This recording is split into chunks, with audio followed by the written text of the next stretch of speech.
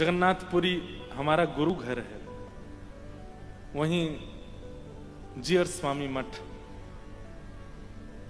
तो महाराज जी एक बात कहते थे, मैंने उनका दर्शन नहीं किया पर उनकी वार्ता सुनी।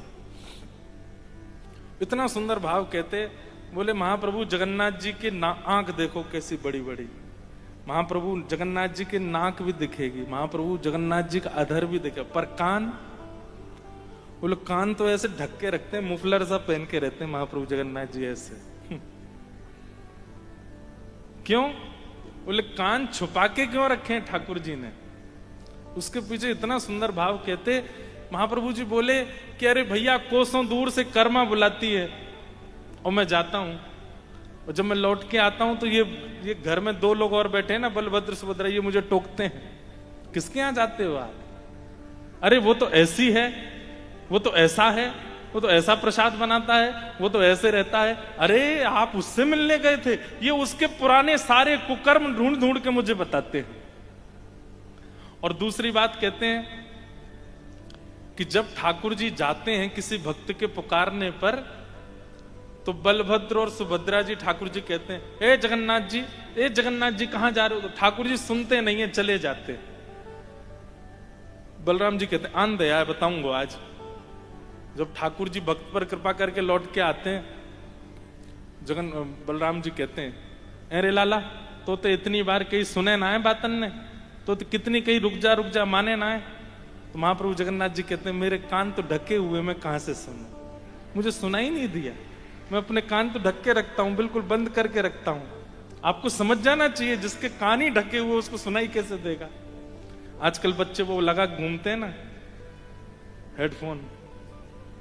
हेडफोन लगा के घूमते हैं, उनकी मम्मी बुलावे, पापा बुलावे, भैया बुलावे, बहन बुलावे, कोई बुलावे, सुनते ही नहीं है, कान में हेडफोन लगा रहता है, उसमें दुनिया भर के संगीत चलते रहते हैं।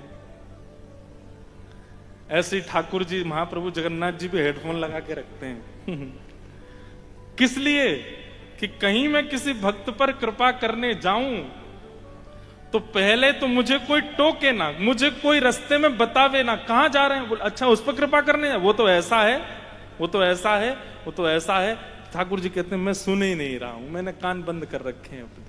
भक्त ने पुकारा, उसकी बात मुझे सुनाई दे गई, उस बीच में मुझे कोई रोके टोके, उसके लिए ठाकुर जी कान बंद रखते हैं। और फिर लौट करके आऊं तो कहीं बलभद्र सुभद्रा यूं नहीं कहें कि हमने रोका था तुम सुने क्यों नहीं, तो ठाकुर जी उनको भी कहते हैं मैं तो कान बंद कर रखे हैं, कहां सुनाई देता है?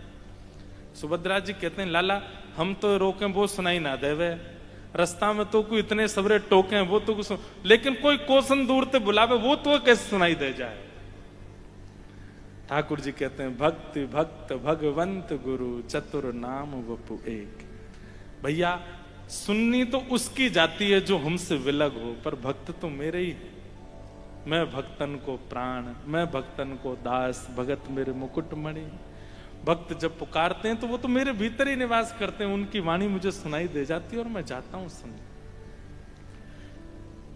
श्रवण भक्ति के कितने प्रमाण महाप्रभु जगन्नाथ जी के आपको प्राप्त होंगे। गुंडीचा क्यों जाते हैं रथ पर बैठ करके? अपनी मैया के पुकारने पर जाते, मैया बुला रही है हमारी, इसलिए ठाकुर जी बिल्कुल ऐसे गदमदरा से और ऐसे उछल उछल के कूद के आते हैं ठाकुर। मतलब भक्त ये प्रमाणित कर देते हैं ठाकुर जी कि तुम बुलाओ, जैसे गुंडीचा जा रहा हूं तुम्हारे घर भी आऊंगा, और ऐसे कूद कूद के आऊंगा ऊपर से। और कोई ठाकुर निकल के नहीं जाते अपने मंदिर, सब भीतर बैठे रहते हैं, बढ़िया एक ही स्थान पर बैठे हैं, वहीं श्रृंगार कराते हैं, वहीं स्नान करते हैं, वहीं प्रसाद पाते हैं। तुम्हारी गरज पड़े तुम आके मिल लो हमसे।